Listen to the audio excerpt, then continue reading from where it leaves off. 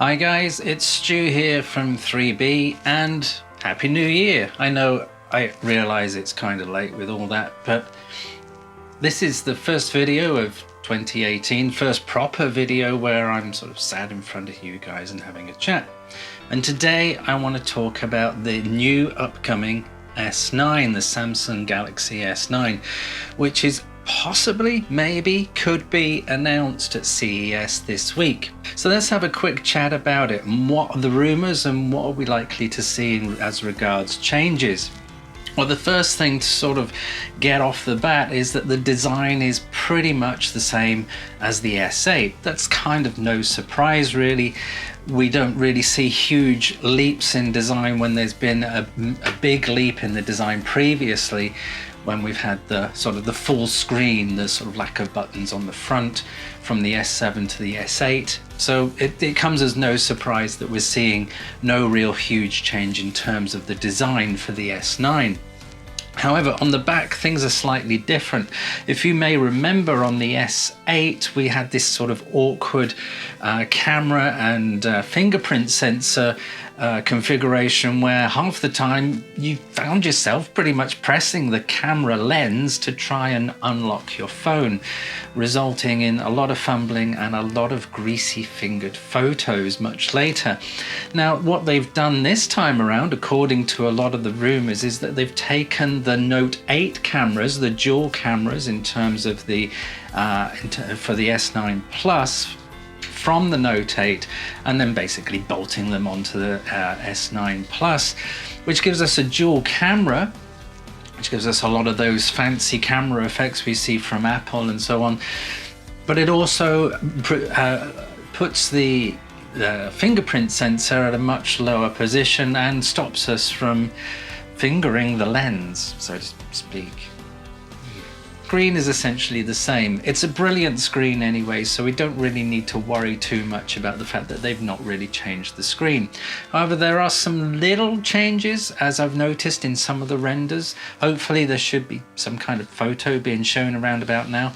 But if you look, the bezel seems to be a little bit smaller.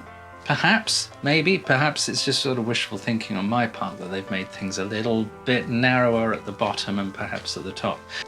Now, there are some rumors circulating just as I was just making sure that the information you're getting today as regards the rumors are right. Whether rumors are right or not, but these are the rumors that we have so far. But the most current one is regards the memory on the S9 and the S9 Plus. We're getting the standard configurations with regards to the standard S9 with 64 and 128 gigabytes. Last year, all we got was a 64 gigabyte S8. Now, the big change is not only are we getting possibly 128 gigabyte S9, but on the S9 Plus, get this, we get 6 gigabytes of RAM instead of 4 gigabytes, but the configurations in terms of memory are possibly, remember these are rumors, but some of these rumors are pretty strong. There's 64, there's 128, and then we go up to 256. Now get this, there's also rumor to suggest that the S9 Plus will get 512 gigabytes of memory, an option for that, which is crazy. That's a huge amount of memory. The only downside is that the rumor also suggests that we won't be getting that in the UK. Okay, that's a bit of a bummer, but hopefully, 256 isn't too bad. You're going to have to use an awful lot of taking photos and high-res 4K video to sort of fill that up and have an awful lot of apps. Samsung have bucked the trend as regards headphone jacks. The current trend, certainly with Apple, is just to remove everything that you found useful previously and that you had all the connections for and all the gadgets for and all the peripherals for, and then make you go out and buy some stupid dongles so that you can go and use them again. Samsung thankfully have remained true to pretty much sense really, and still have the 3.5 millimeter headphone jack at the bottom, which is great. Other things in terms of possible sound adjustment, if you remember, Samsung brought out AKG and they own a few other companies. I can't remember the actual name of the company that has all those under, but they have AKG. And as you may recall, that last year they gave away some pretty decent headphones with the S8. That remains true for the S9, but there could be a change as regards the sound output with a stereo output that's been stereo speakers that have been designed by AKG. So they're sort of starting to really use a lot of their resources in terms of other companies and other companies' R&D that they also own.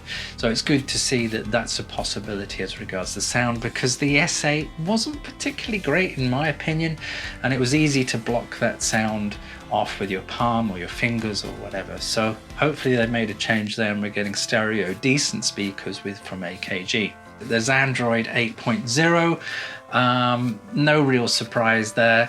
And as regards Bixby, well, that's most obviously going to be there, but it's hard to know whether the button, the Bixby button, that awful button, is going to be there, and not so much be there, but be able to remap it elsewhere.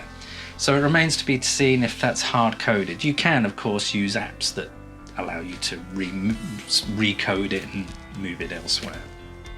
So those are the rumors for the S9 that we have so far. Some great changes in terms of boosts in memory.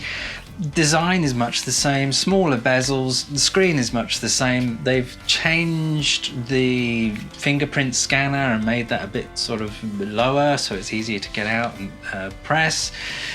There's no inbuilt screen fingerprint sensor just yet. That could be, I believe, for the S10 that's coming out next year. And I also have a feeling that that's going to be a huge step forward, because we're seeing a lot lately in the last couple of years with Samsung's development of bendable, foldable screens, flexible screens. So I have a feeling that we're going to see a real change next year with the S10, with a massive display, perhaps some foldable clamshell affair, and maybe with some inbuilt screen fingerprint sensor as well. But for the S9, it's just a step forward in terms of memory. I've not really seen much that can be collaborated in terms of the CPU, but it's probably just going to be a skip and a jump forward from what we've already seen with the S8 rather. So stay tuned. More rumors and more news to come. Don't forget to subscribe. Don't forget to comment. Let me know your thoughts on what you think the S9 is going to be and whether you're going to buy an S9. Do you have an S8 and you're thinking of moving forward? My thinking on that is probably wait. If you have an S7, maybe now is the time to get an S9. Don't forget to subscribe. Don't forget to give me a thumbs up, and I'll see you in the next video. Thanks guys, take care, bye bye.